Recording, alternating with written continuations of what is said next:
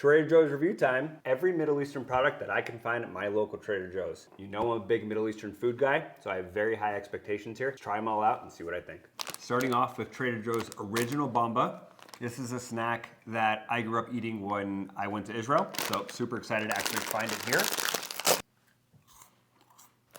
Honestly, this might be the same brand that you'd find in Israel. Very nostalgic for me. There's 4 or 5 ingredients. Great peanut butter flavor. It's definitely the first ingredient. I'm gonna go 7.1.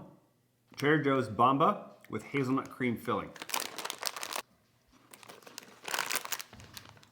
These are great. It's like peanut butter and Nutella had a baby. Slight bit of crunch, really like that. The filling, super flavorful, not overly sweet. I like this better than the original Bamba.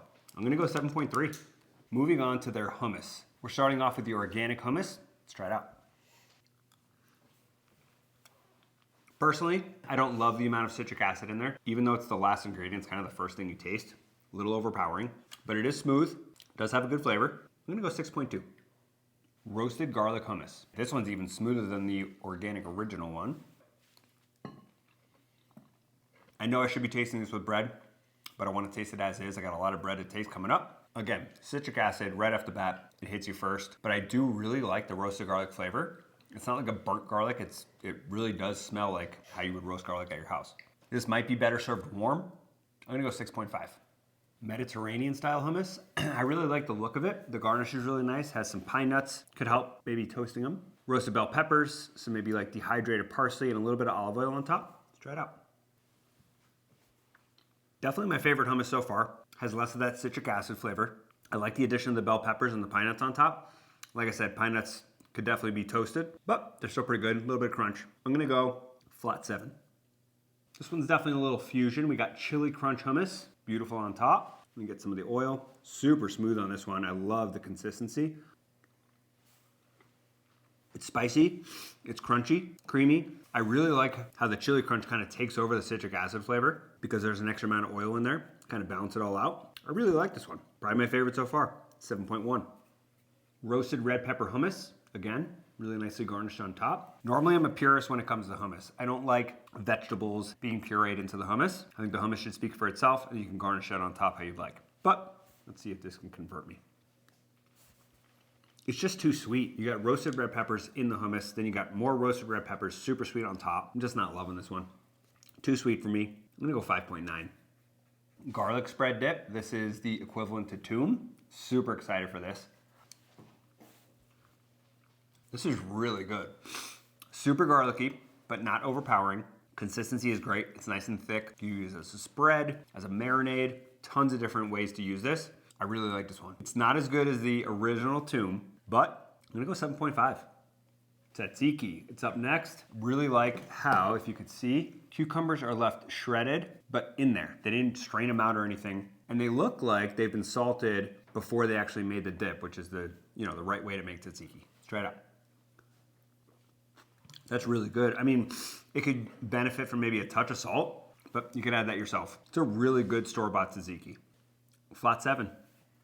Roasted tomato labneh dip. Good amount of roasted tomato, kind of like a puree on top. Labneh looks like it's got a bunch of herbs, extra virgin olive oil over the top.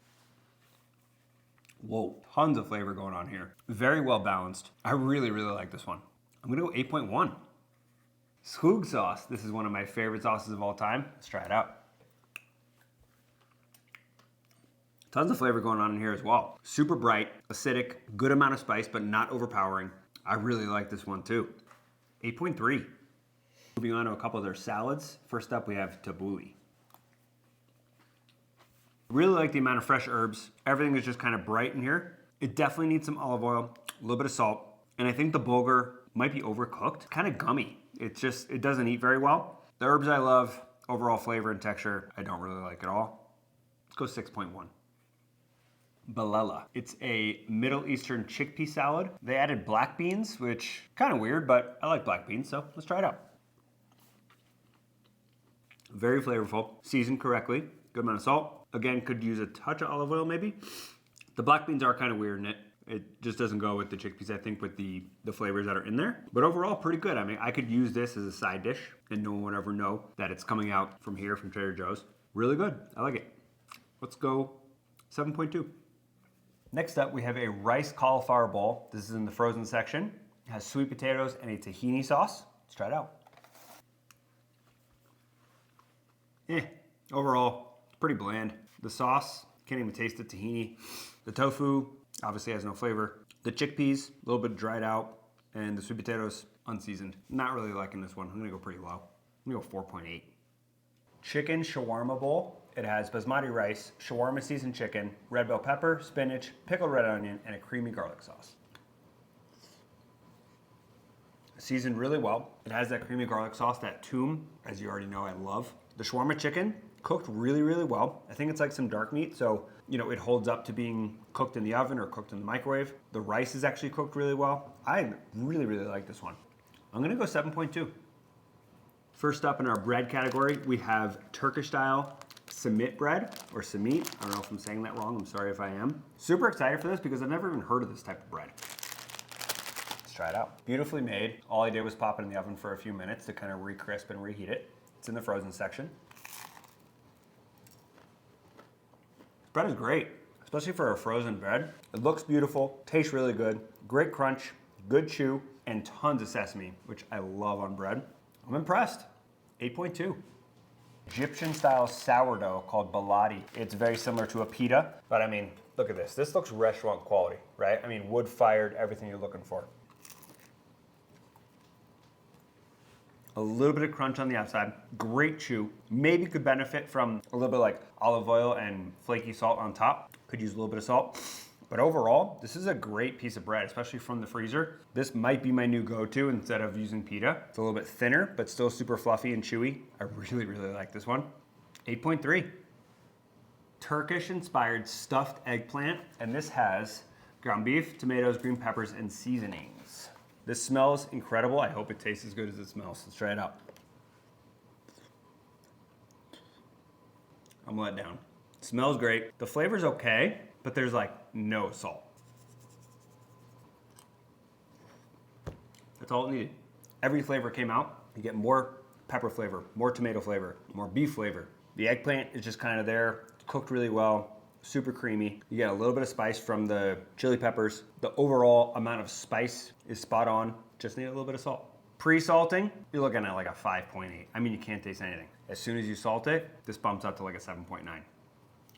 Falafel, I'm intrigued by here because in the back I just read that it has zucchini also in there, which is a great way to add moisture and not much flavor to something that you want to stay moist even after frying or baking so it doesn't dry out, right? So let's try it out.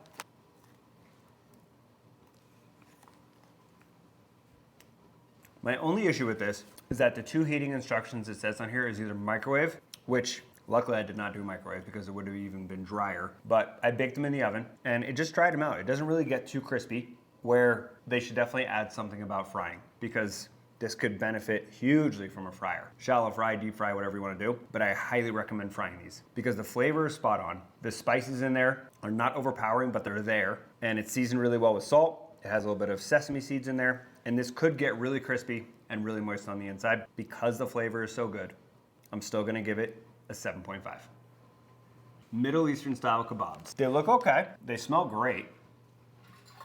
They break apart easily, but kind of hold together at the same time. Texture should be spot on. Wow, this might take it. Seasoned really, really well. Doesn't need any salt, any extra seasonings. You could turn this into a really, really good sandwich. Pita, some toum, hummus, tahini, whatever you want to add, fresh salad on top. It's really all it needs. They do add a touch of breadcrumbs in there, which I think kind of holds all that moisture in there. They come frozen, but fully cooked, which is also a nice thing. You can throw it in the microwave if you're on the, if you're in a hurry. I really, really like these. Nicely done, Trader Joe's. 8.6.